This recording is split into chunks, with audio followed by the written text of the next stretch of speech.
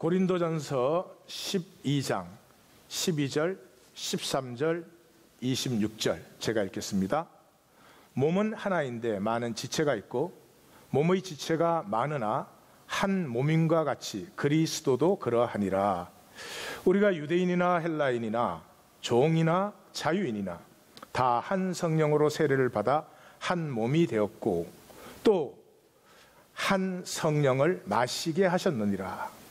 만일 한 지체가 고통을 받으면 모든 지체가 함께 고통을 받고 한 지체가 영광을 얻으면 모든 지체가 함께 즐거워하느니라. 아멘.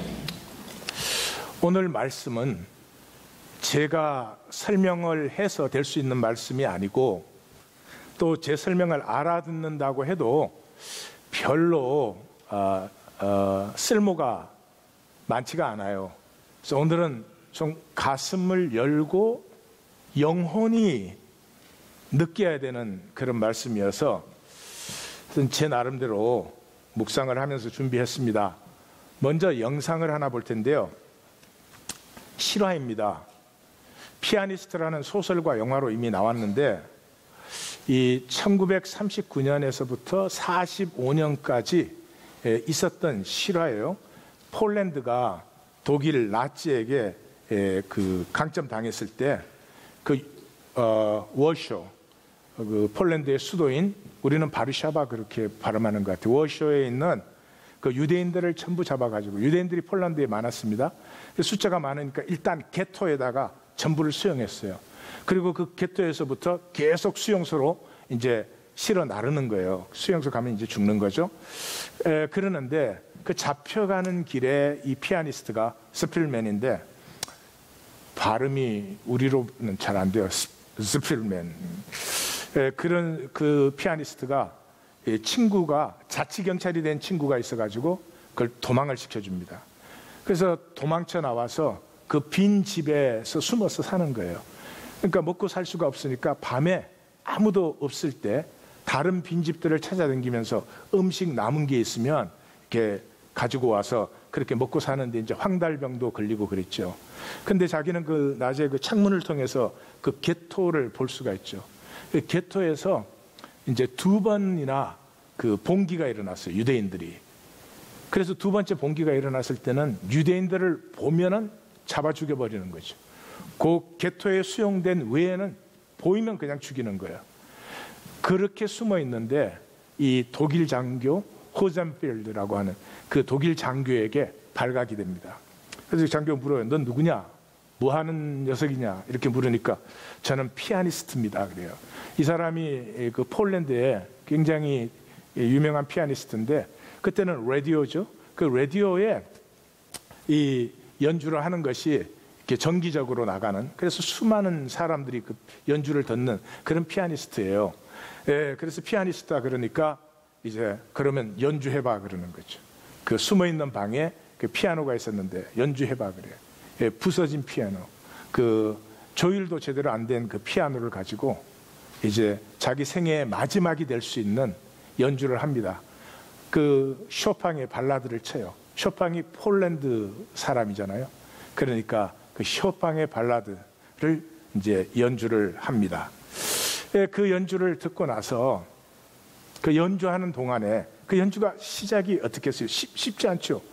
이거 뭐 죽을 수도 있고 연주하는 중간에 뭐 총을 쏠 수도 있고 그러는데, 그러다가 음악이 이렇게 그 연주가 되면서 그 음악 안에 이 피아니스트, 이 독일 장교도 유대인이다 독일인이다 이걸 넘어서서 한쪽은 체포되었고 한쪽은 체포한 사람도 넘어서 하나로 통함이 나타나죠.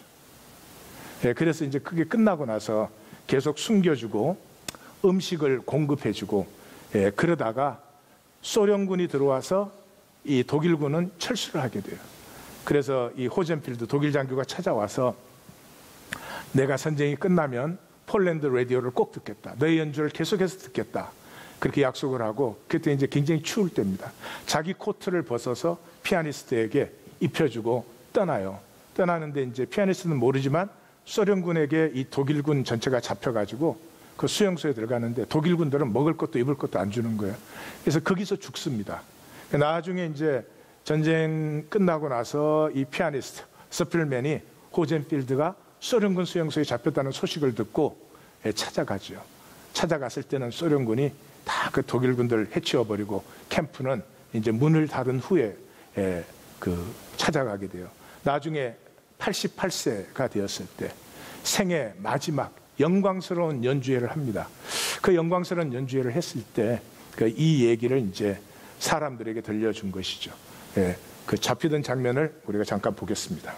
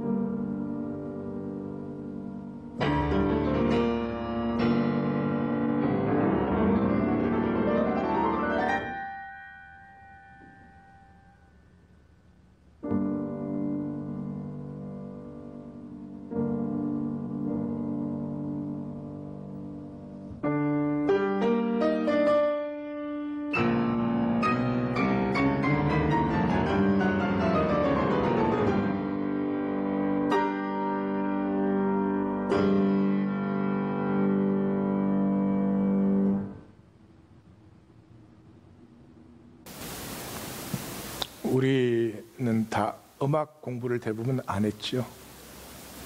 그래도 음악이 통하죠.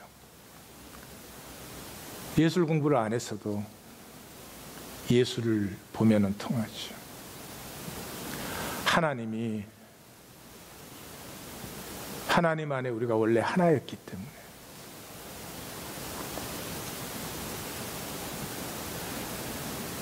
(16세기) (17세기) (18세기) 음악이 아니어도,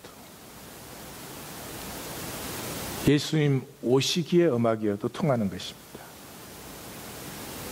이 통함은 뇌로 통하는 것이 아닙니다. 영혼으로 통하죠. 영혼의 특징은 맑을수록 잘 통한다는 것입니다.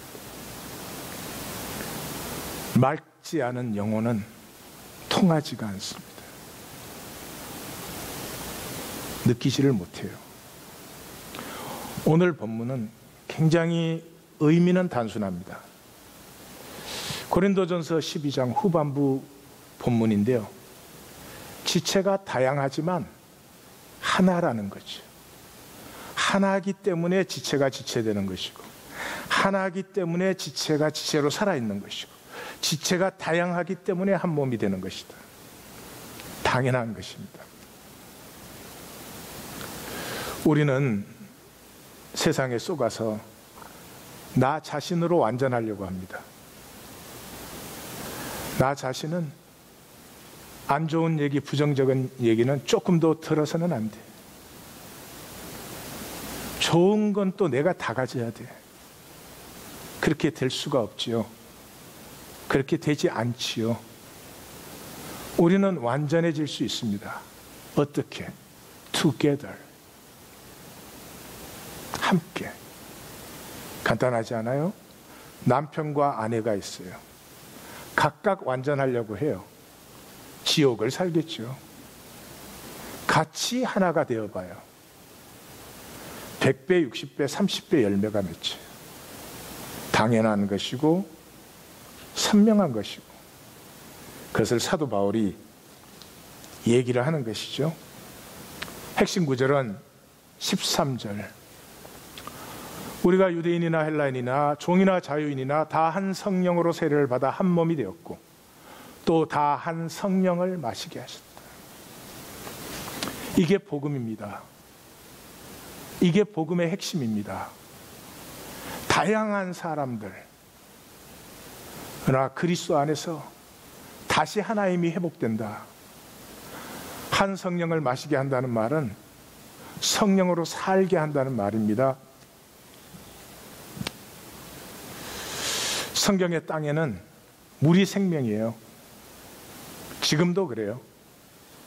그래서 목마른 사슴이 시냇물을 찾아 갈급함같이 예레미야에서는 하나님이 자기를 생수의 근원으로, 이사야서에서는 내가 광야의 물과 사막의 강이 흐르게 한다. 이 창세기의 우물 기사들, 기근 기사들, 요셉을 요셉되게 만드는 7년의 기근, 엘리야의 개혁이 일어나게 하는 3년 기근, 이게 다 물을 생명으로. 그래서 신약에서는 성령을 물로 다 표현하죠. 예수님이 내게로 와서 마셔라. 내가 주는 물을 마시는 자는 목마르지 아니하고 속에서 솟아난다. 사도행전에서는 성령을 전부 부어준다. 물로 표현하는 것이죠. 그런데 우리가 성령을 마신다, 그럼 많은 성도님들이 어색하게 생각을 하죠. 그만큼 우리는 성경을 몰라요. 교리만 배워가지고 성경을 못 느끼고 있는 거죠. 그래서 이렇게 하나가 되었을 때 26절, 한 지체가 고통을 받으면 모든 지체가 함께 고통받고, 한 지체가 영광을 얻으면 모든 지체가 함께 즐거워한다. 가장 행복한 상태예요. 좋기만 해서 행복한 게 아닙니다. 아플 때 함께 아파해주는 사람이 있을 때 행복한 것이고요. 기쁠 때 나보다 더 기뻐해주는 그런 데서 행복해져요. 그래서 생명의 열쇠는 엠퍼티예요. 생명이 통하기 시작해요. 제가 시작할 때 그렇게 말씀드렸죠. 통함은 맑아야 통한다고요. 남편은 남편의 욕심으로 가득하고 아내는 아내의 욕심으로 가득하면 안 통해요. 부모는 부모의 욕심으로, 자식은 자식의 욕심으로 차 있으면 통하지가 않아요. 세상이 제일 아프고 힘든 것이 안 통하는 것이죠. 우리의 소원은 통하고 싶죠. 그런 친구, 그런 지체, 그것이 그리운 거죠. 그걸 성경은 코이노니아라고 합니다. 주께서 죽음으로 세우신 것이 이것입니다. 주께서 한 번도 기독교 세우지 않으셨습니다. 왜 하나님이 기독교를 세웁니까? 종교가 그 당시만 해도 모자랍니까? 넘쳐납니다. 아니요. 하나 되면 완벽해지고, 하나 되면 나는 부족한데 완벽함을 누리고, 하나 되면 아픔도 두렵지 않고 슬픔도 두렵지 않고,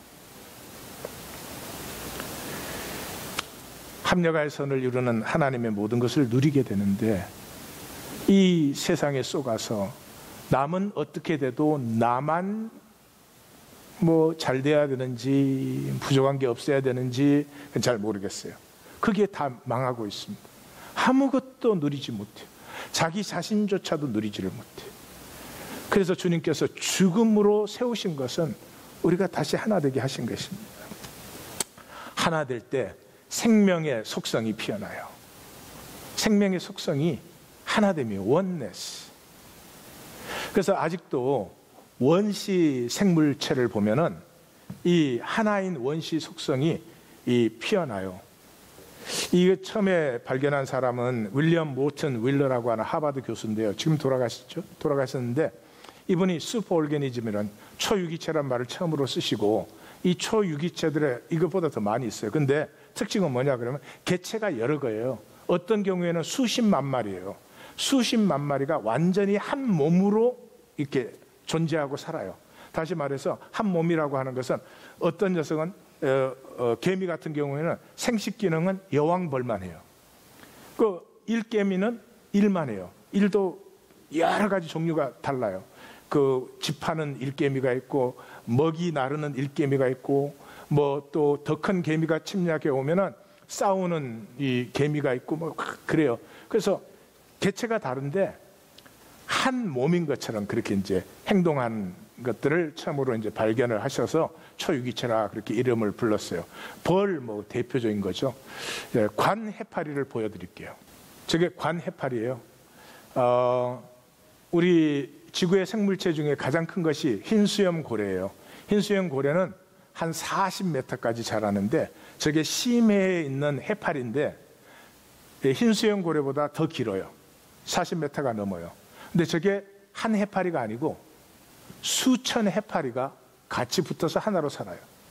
저 중에서 생식하는 놈은 생식, 헤엄치는 놈은 헤엄치도 이쪽 무브먼트는 이쪽만 하고 저쪽만 하고, 하여튼 소화시키는 놈은 소화만 시키고, 이렇게 한 지체가 돼요. 자, 우리의 첫 번째 선택, 해파리가 되겠습니까? 해파리 싫으세요? 그러면 세컨드 초이스, 아귀. 우리는 무식하게 아구찜 그래요. 아니요, 아귀. 그게 표준말이에요. 아귀찜. 저기 붙어 있는 건 뭘까요? 순놈. 암놈이 10배가 더 커요. 심해 아귀는. 근데 순놈이 암놈을 만나면 그 살을 뜯어요. 살을 뜯어서 거기에 붙어서 하나가 되어요. 하나가 되는데 이 소하고 뭐고 일체 안 해요. 딱 붙는 순간부터 생식 기능밖에 안 해요. 그래서 암수가 완전한 하나를, 이 한 몸을 이룬 케이스예요. 아귀가 되겠습니까? 싫어요? 오케이, I'll give you a third choice. 벌거숭이 두더지라는 아프리카에 사는 두더지예요. 이건 포류인데도 초유기체로 살아요. 그래서 한 집단이 되게 이건 한 70마리 정도 된대요. 그런데 이 중에서 생식하는 건 여왕 두더지만. 그리고 각 두더지가 파는 애, 판 거 버리는 애, 먹이 물고 오는 애, 이래가지고 70마리가 한 몸으로 살아요. 두더지. 싫어요? 그러면 이제 교회가 되는 수밖에 없네. 하나님이 무엇을 하셨나 잘 보십시오. 하나님이 하신 것은 하나됨 회복하는 거예요. 다른 건 상관이 없어요. 하나 되면 가족이 하나잖아요. 자식 사랑하지 말라 그래요. 자식 사랑하잖아요. 하나니까. 부부가 죽으라고 싸우면서도 협동하잖아요. 하나니까 어쩔 수 없잖아요. 그러니까 하나님이 하신 건 하나됨을 회복한 거예요. 이 하나됨이 이 현상 세계에서 쉽지 않지요. 육체로 사는 우리에게 불가능한 일이죠. 그래서 이 하나됨을 회복한 것이 하나님의 일인데, 이 하나님의 비밀을 우리가 이제 사도 바울이 속사람이라고 가르쳐줘요. 사도 요한도 속사람이라고 쓰고 사도 베드로도 속사람이라고 쓰죠. 그러니까 우리는 기독교는 그런 걸 다 믿어요. 이 속사람이기 때문에 제일 먼저 그리스도를 영접해야 됩니다. 지금 기독교인들 만나면 이럴걸요. 다 자기가 그리스도를 영접했다고. 예스. 어디에? 생각에. 어디에? 머리에. 어디에? 뇌에 영접했지. 아니요. 그건 영접이 아닙니다. 그건 대중화시키려면 그렇게 가르쳐야 되죠. 그래야 사람들이 많이 오니까. 그리스도를 영접하는 건 그렇게 간단한 문제가 아니에요. 왜냐 그러면 내가 죽기 때문에 아파요. 여러분, 우리는 가짜로 사는데 가짜에게 가장 힘든 일은 진실을 만나는 일이에요. 그래서 이 집에서 이제 공정한 성도가 절 보고 여보 잠깐 얘기해. 그럼 그때부터 다리가 후들후들 떨리면서 드디어 주의 날이 임했구나. 대개 남자들은 그때 화를 내요. 두려우니까. 여러분, 부부 사이에 나누는 진실, 그 순도로 말하면 0.001%짜리 진실도 그렇게 두렵고 부담되는데 그리스도는 100% 진실이에요. 영접이 쉬워요? 영접합니다 이래요? 천만의 말씀입니다. 내 거짓이 쪼개어지는 것입니다. 내 육체에 죽음이 임하는 것이에요. 하나님의 심판을 직면하지 않으면 우리로서는 절대로 할 수 없는 일입니다. 이 세상에 사함이 없는 죄는 성령 해방죄밖에 없어요. 여러분, 성령 해방죄가 뭡니까? 진실을 부인하는 거죠. 가짜를 덮는 거죠. 종교적으로 이상하게 만들어가지고 그것도 다 피해가요. 성령 해방죄는 진실이 임하지만 진실을 부인하는 것, 내 가짜를 덮어버리는 것, 진실은 뭐 그렇지만 이렇게, 그게 성령 해방죄지요. 그만큼 어려운 일이에요.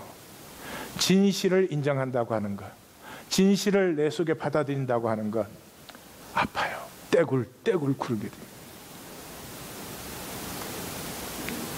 떼굴떼굴 굴러요. 정신분열증 환자도 그런 환자가 없어요. 그래서 성경은 영접하는 자, 영접하는 자. 그림을 믿는 자들에게 뭐예요? 하나님의 자녀가 되는 권세를 주십니다. 권세는 어디에 있어요? 생명에 있는 것입니다. 생명이 회복되면 권세가 나타나요. 세상이 우리를 눌러대고 온갖 것으로 정죄하지만 그것을 이기고 넘어서서 나를 살기 시작하는, 내 진실을 피우는, 내가 사는 것이 나에게 좋아지기 시작한 이런 일들이 일어나는 거죠. 요한계시록에서는 7교회, 지상 7교회의 총결론, 제일 마지막 말씀이 뭐예요? 볼지어다 내가 문 밖에 서서 두드리니. 우리에게는 주님이 문 밖에 계세요. 내 음성을 듣고, 우리가 지지난주에 본 말씀이죠. 내 양은 내 음성을 들어요. 음성이 들려야 돼요. 음성은 가슴으로 듣는 거예요. 머리로 듣는 게 아니에요. 아내가 얘기를 할 때 머리로 들으면 그 다음에 내가 마음대로 논리와 정당화 뭐 다 할 수 있어요. 왜 가슴으로 안 들어요? 가슴으로 들으면 아프니까. 음성을 들어야 돼요. 들으면 열게 돼 있어요. 열면 뭐예요? 더불어 먹어요. 주님께서 우리를 하나 되게 회복하신 것은 어디에서 출발이 되죠? 떡과 떡과 잔의 약속과 확정을 나누면서 같이 더불어 먹는 데서. 그래서 사도행전은 예수님과 함께 했던 사람들을 이렇게 주와 함께 음식을 먹은 우리 이렇게 표현하죠. 어디에서? 이 유대 종교가 끝나고 이방을 향한 복음으로 전환되는 10장에서. 그래서 그리스도를 나의 속사람으로 영접하면은 일어나는 일이 뭐냐? 바라봄과 불러줌이에요. 바라봄과 불러줌. 그보다 더 먼저 뭐가 있어요? 바라봄이 있어요. 우리의 영혼은 억눌려 있어요. 우리의 영혼이 나예요. 진짜 나는 내 영혼이에요. 안 보이는 내 영혼이에요. 이건 하나님의 형상인데 겨자씨보다 작아요. 근데 이게 우리는 어릴 때부터 이렇게 내가 나타나면 세상이 억누르잖아요. 아파서 엥 울면은 뭐라 그래? 엄마가 뚝 그러지. 잘한다. 열심히 울어라. 이래요. 엄마 그렇게 할 수가 없어요. 이 세상에서는. 모든 걸로 억눌려 있죠. 그런 우리에게 그리스도가 속사람으로 들어오면 나를 바라보고 기뻐하세요. 나는 그리스도를 아직 바라볼 줄 몰라. 그리스도가 바라보는 줄도 몰라. 억눌린 죽어있는 상태 같은 이 씨앗의 껍질에 갇혀있는 내 영혼을 그리스도가, 내 속사람으로 오신 그리스도가 바라보고 기뻐하고 즐거워하고, 마치 이런 거예요. 애를 낳으면 엄마가, 애가 눈도 못 뜨는데 바라보고 기뻐하고 그러잖아요. 그냥 바라봐요? 불러주시오. 아이고, 어쩌면 지혜비 같지 않고 이렇게 이쁘냐, 이렇게.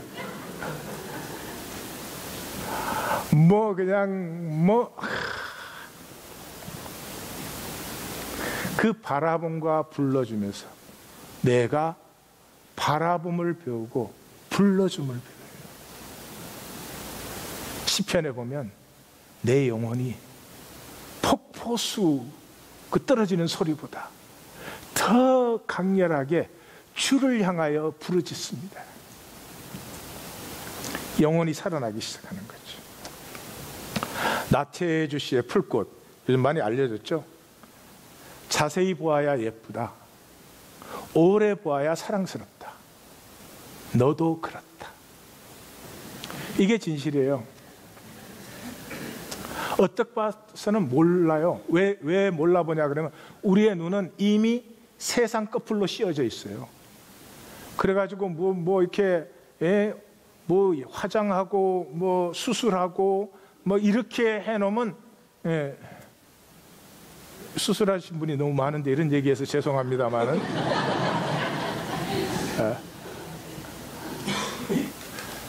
그렇게 막이 씌어져 있었어요. 제대로 이쁜 걸 못 봐요. 정말 이쁜 건 뭔 줄 아세요? 주름진 아내의 얼굴 속에 보이는 예쁨. 생명의 흔적을 가지고 그 생명에 쉽지 않은 그 길을 지나온 그 생명이 보일 때 아름다운 거지, 껍질이.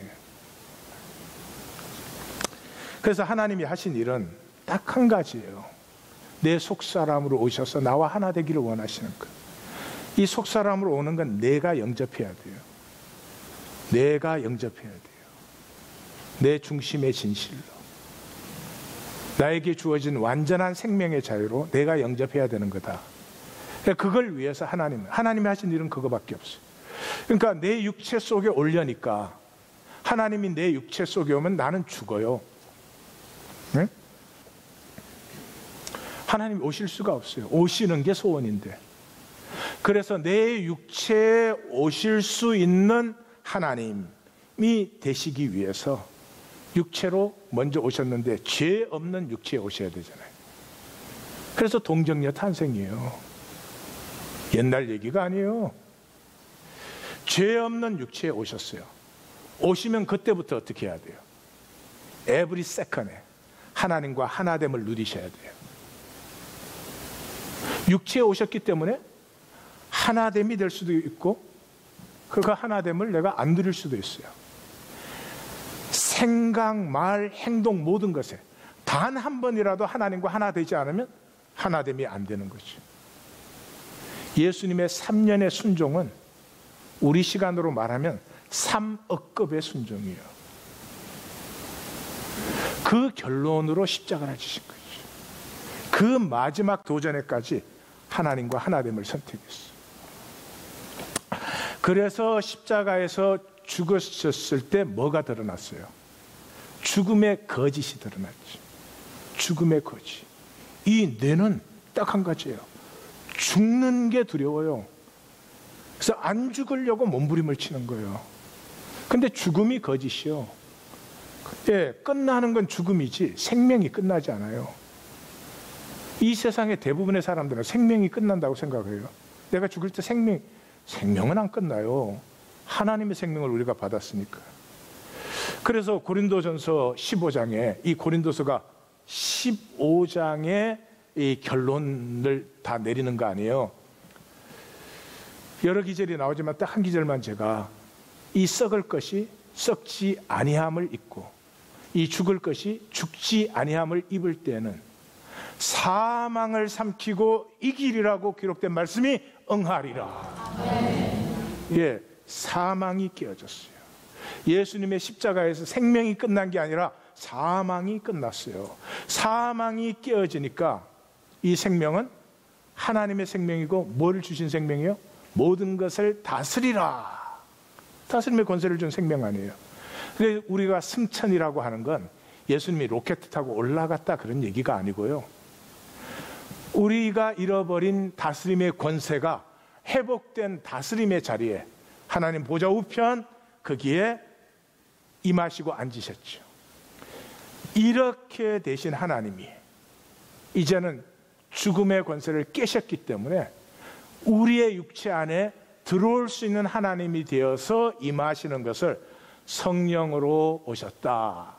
성령이 임하셨다. 뭐 이렇게 말을 하는 거죠.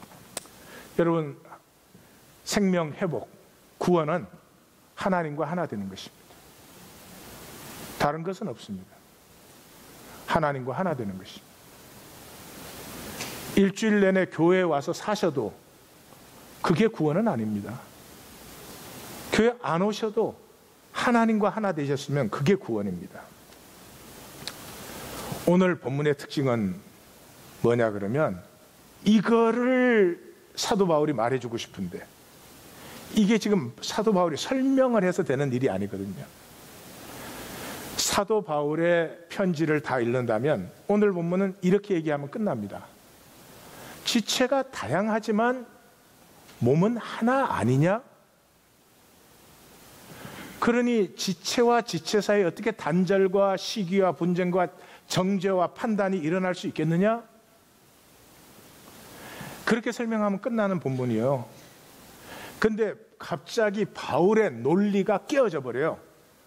굉장히 촌스럽게 얘기합니다. 바울은 이런 글을 쓴 적이 없습니다. 뭐 발이 손 보고 나는 손이 아니라고 하면은 뭐 발이 지체해서 떨어진 거냐, 뭐 귀가 눈 보고 나는 눈이 아니다 그러면 지체해서 떨어진 거냐, 뭐 듣는 것뿐이면 보는 건 뭘로 보느냐, 뭐 이 굉장히 시골 엄마가 자식한테 얘기하듯이 그 사도 바울의 화려하고 유연하고 준수한 헬라어 문법이 끊어져 버린 채 가슴이 쏟아지는 가슴. 오늘 이걸 보셔야 돼요. 이 본문에서는 이걸 만나시면 되는 거예요. 뇌의 논리가 끝나버리고 가슴이 열리니까 영혼이 쏟아져 나오는 이것이 오늘 본문의 사실은 가장 중요한 거예요. 그래서 우리가 이제 나를 사는데 나는 진짜와 가짜가 있죠. 이렇게 표현하는 거죠. 진짜는 가슴의 나가 진짜예요. 가슴에 나는 사랑도 많고 용서도 많고 이 가슴에 나는 음악을 들으면 느껴요. 예수를 보면 느껴요. 이 뇌에 가짜 나가 있어요. 뇌로 사는 가짜 나? 뇌로 사는 가짜 나는 이렇게 미술품 앞에 가서 쓰면은 그냥 느끼지 않고 가만히 있어. 이걸 뭐라고 해야 지금 내가 유식해지나? 이런. 음악을 들으면 음악 느끼면 되는데 야, 이게 음악을 듣고 내가 뭐를 느꼈다고 해야 되나? 나만 그래요? 그 가짜예요. 진짜 나는 아주 간단해요. 진짜 나는 여러 가지가 있지만 특징이 딱 하나예요. 특징의 중심이 하나예요. 이 영혼인데, 영혼, 가슴 중심이 똑같은 일. 가슴이 열리고 영혼이 솟아나는 건데, 영혼으로 피어나는 나는요, 아픈 쪽을 향해서 흘러요. 아픈 쪽을 향해서. 네. 이 세상에서, 이 역사에서 어디에 가야 나한테 돈 몇 푼 더 주나? 그게 아니고요, 역사의 아픔을 향해서 흘러요. 김구 선생님, 우리 다 존경하잖아요. 사랑하잖아요. 왜? 우리 역사의 한 시대에 어디 가야 돈 좀 더 버나가 아니고 우리 민족의 아픔을 향해서 그 가슴이 흘렀기 때문에. 이번 주 묵상에서 나눈 제 페이스북 메시지 하나를 나누겠습니다. 아픔은 통곡을 터뜨리고 의의 분노를 일으켜 연대성을 형성하고, 아프면 하나가 돼요. 생명의 아픔은 연대감에서 피어난다. 십자가는 가장 깊고 진실된 연대성이다. 십자가는 내 아픔, 내 죄를 하나님이 자기의 아픔, 자기 죄로 여기신 게 아니고요, 자기의 아픔, 자기 죄로 품으셨어요. 자식이 아플 때 부모가 그 아픔을 여겨주는 게 아니고 자식이 아픈 것보다 더 아프듯이 품어주셨어요. 세상은 아픔 막을 힘을 구해요. 그리스도인은 죽음에서도 손을 잡아요. 거기서 생명이 피어나는 거죠. 상록수라는 노래는 5,000년 우리 역사의 아픔, 그 아픔 속에서도 함께 이기고 견뎌낸 우리 민족을 노래한 노래입니다. 그래서 오늘은 좀 느껴야 된다 그렇게 말씀하셨죠. 그래서 우리가 상록수 같이 한번 부르겠습니다. 일어나셔서 우리 손을 잡고 부르십시다.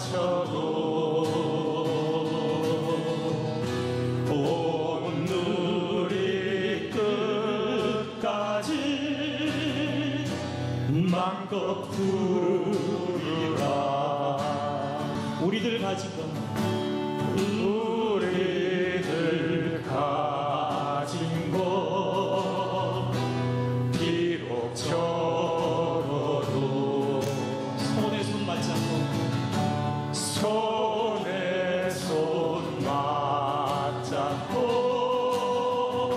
눈물 흘리니 우리 나갈 길 멀고 험해도 깨치고 나가 끝내리라. 우리들 가진 것, 우리들 가진 것 비록 적어도 손에 손 맞잡고, 손에 손 맞잡고 눈물 흘리니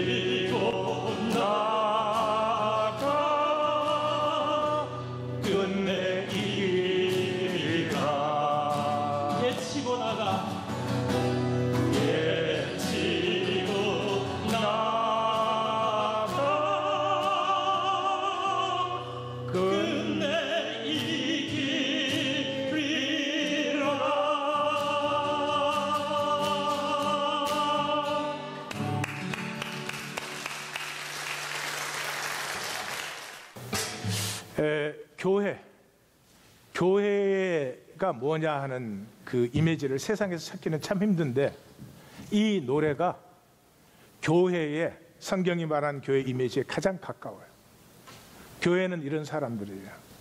이 거짓된 세상이 허무하고 썩어지고 끝나는 것들로 사람을 종로로 시키는 이 세상 속에서 진실을 외면할 수 없어서 좀 힘들고 좀 어렵고 아프지만 함께 손잡고 진리를 진리로 인정하는 사람들.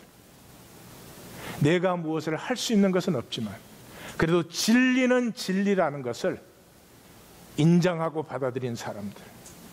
그 속에 하나님의 역사 나타나는 거죠.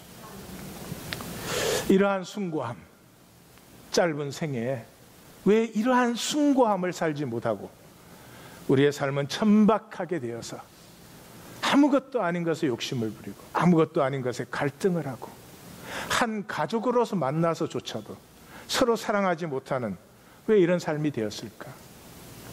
우리 개개인의 잘못이 아닙니다. 그것이 우리가 진화한 결과입니다. 뇌로 살기 때문에 그렇습니다. 뇌는 내 육체의 한 부분입니다.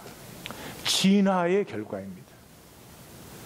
진화는 무엇으로 진화합니까? 걱정, 염려, 불안. 그래야 살아남으니까요. 홍당무 하나 먹고 30분 동안 편안하게 누워있는 토끼는 그 종은 없어집니다. 먹으면서도 두리번거려야 됩니다. 이것이 뇌가 우리에게 시키는 삶입니다. 이 뇌는 끊임없이 control the circumstance, 이 상황, 수많은 신호가, 뇌에는 이 모든 것이 신호예요. 신호가 오는 이 상황을 내 중심으로 이해하고 내 중심으로 컨트롤해서 내 중심으로 안전하게 만드는 게 내 유일한 작용이에요. 결과는 어떻게 되겠어요? 살아갈수록 좁쌀처럼 작아져요. 내가 지킬 수 있고 내가 이해할 수 있고 내가 컨트롤할 수 있는 세계는 점점 작지요. 이 뇌의 특징은 보험 멘탈리티. 그래서 이 모가데시라는 사람이 구글 X팀 팀장이에요. 구글 X팀은 구글을 이노베이트하는 팀이에요. 구글의 브레인이죠. 근데 이렇게 썼어요. 우리가 계속 고통을 선택하는 이유는 겉면 성실하게 일에 성공하면 행복해질 수 있다는 교육을 받았기 때문이다. 이거는 절반밖에 모르는 이유예요. 우리의 뇌가 또 동시에 그렇게 시켜요. 행복하거나 즐거운 일은 그 위험한 거야.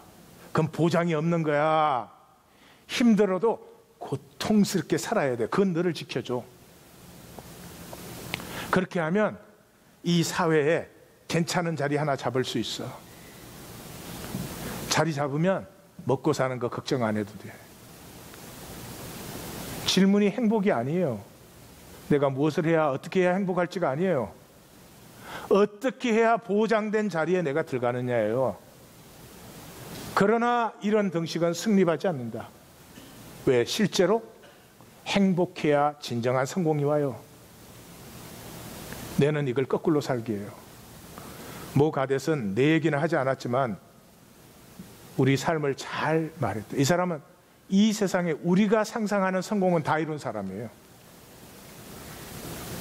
이 말은 우리가 한번 들을 만하다.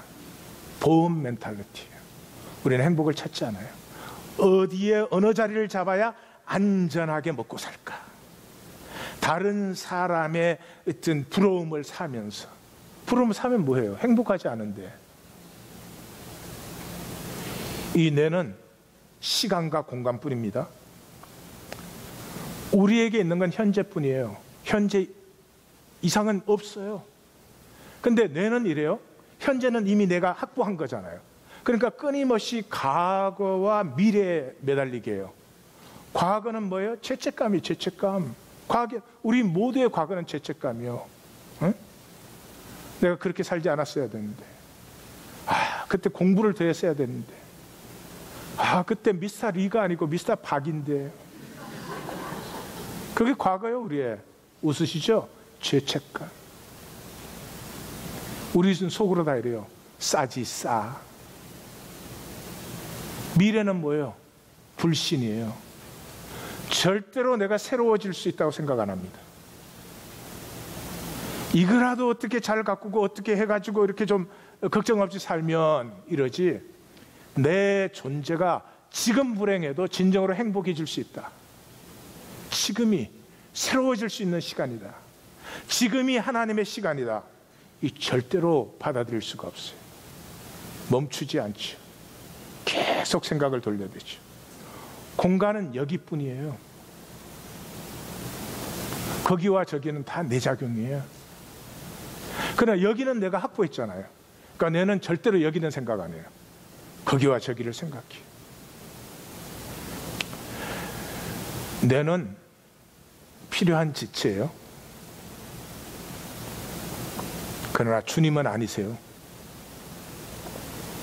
우리는 뇌를 주님으로 모시고 살아요. 뇌는 뇌 과학자들이 21세기에 가장 발전하는 학문이 두 가지인데 뇌과학과 천문학입니다. 여러분은 얼마나 이런 걸 캐치업 하시는지 모르겠지만 상상할 수 없을 정도로 21세기에 이 두 학문은 굉장히 발전했습니다. 그 다양한 뇌 과학자들이 다 말이 다른데 한 가지 동일하게 인정하는 게 있습니다. 뇌가 뭐냐? 신호 전달 체계예요. 신호 전달 체계. That's it. 이 뉴런 신경세포를 통해서는 전기로 신호가 갑니다. 그 다음에 뉴런과 뉴런 사이는 끊어져 있기 때문에 여기에는 화학 물질로 변형시켜서 보내요. 그래서 뭐 도파민이니 뭐 아드레날린이니 이런 게 다 화학 물질 얘기하는 거예요. 신호 전달 체계예요. 바깥에 있는 신호를 전부 받아들여요. 그것을 내가 이해할 수 있고 컨트롤할 수 있는 신호로 바꿔서 내 몸에 보내는 거예요. 그런데 이 바깥 세계를 이 뇌가 다 이해합니까? 들어온 신호를 다 소화시킬 수가 있습니까? 그러니까 뇌의 종노릇을 하면, 내가 주님이 되시면 아무것도 없어요. 허무한 욕망, 안전하고 너보다는 잘나야 되고 나한테 지고는 못 살고, 이거 외에는 아무것도 없어요. 뇌는 불완전한 정보를 태어나서부터 이때까지 모아들여 놓은 사실은 쓰레기더미입니다. 쓰레기더미예요. 이 뇌가 중요하게 생각하는 신호는 이런 것밖에 없어요. 무엇을 먹을까 마실까 입을까. 예수님 점잔에서 얘기 안 하셨지만 그 다음 뭐예요? 성욕망. 그래서 뇌로 사는 사람은 이 본능적 욕망에 굉장히 약합니다. 술을 안 마시면 못 살아. 술 마시는 걸 정지하는 게 아니고 술을 마셔야 기분이 전환돼. 그럼 디펜던시가 생긴 거지. 성이라는 거, 모든 육체는 가진 욕망이지. 그러나 성을 아름답게 쓰기 때문에 내가 고귀하지. 뇌에 사로잡히면 인간의 인간됨의 기본적인 가치가 다 파괴되어 버리죠. 뇌는 필요한 지체지만 다스려야 됩니다. 뇌를 다스리는 게 뭐예요? 영혼입니다. 영혼.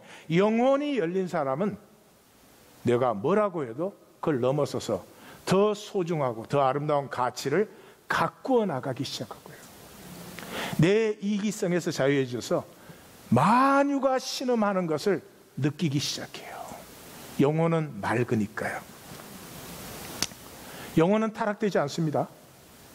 내가 아무리 속이셔도 내 이때까지 살아온 내 과거가 나를 별로 깨끗하게 안 보이게 하셔도 내 영혼은 타락된 적이 없어요. 공기에 페인트 칠 됩니까? 안 되잖아요. 영혼에 때가 낍니까? 안 돼요. 이 영혼은 바로 지금 이 시간 이 자리에서 하나님을 향해서 열리기를 기다리고 있고요. 하나님은 그것을 한없는 소망으로 나를 향하시고 품어안고 계십니다. 그런데도 내가 내 종노릇을 하면은 끊임없는 과거의 죄책감과 미래에 대한 불안 염려에 시달리고 마는 것이죠. 정리를 합시다.